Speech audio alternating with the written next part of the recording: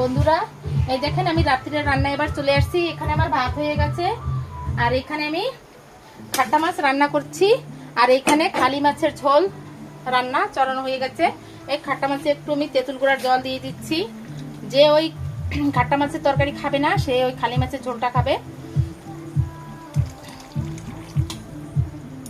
আর এই দেখেন বন্ধুরা, আমার ছেলে আমার জন্য কত কিছু এনেছে। এই দেখেন, এটা আমি সবাই একসাথে কাজে কাজে বেরিয়ে যায়, আমি খেতে পারি না।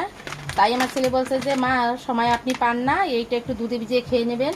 আর আমার অনেক হাড়ের সমস্যা আছে, তার জন্য আমার জন্য এই যে আঞ্জির এনেছে, এটা ডুমুর, এইটা আমি ভিজিয়ে খাই। আর এই দেখেন এখানে আছে কালা কিশমিশ, এটাও আমি খাই। আর এই দেখেন এই যে কি বিচিকুচি, এগুলো আমি খাই। মানে আমার পুরো সমস্যা আছে, আমার কোলেস্ট্রল আছে, এগুলি দমন করে রাখে। এই সমস্ত খাবার আমার এনে দিয়েছে আমার ছোট ছেলে। বলে যে মা, যখন যা লাগবে তখনই আপনাকে সবকিছু এনে দেবো। আর এই দেখেন আমি ক্রিম কেক খেতে পারি না, ওই ক্রিম কেক আমার ভালো লাগে না, তার জন্য আমার জন্য একটা কেক এনেছে। কেকটা এখন আমি কেটে খাবো। এই দেখেন বন্ধুরা, আমার ছেলে আমাকে কত কিছু এনে দিয়েছে। এই দেখেন, আমার শরীর সুস্থ থাকার জন্য দই এনে দেয়, অনেক কিছু এনে দেয়, যে আপনি কিভাবে ভালো থাকবেন সেইটাই করেন। আপনি ভালো থাকলে আমরাও ভালো থাকবো।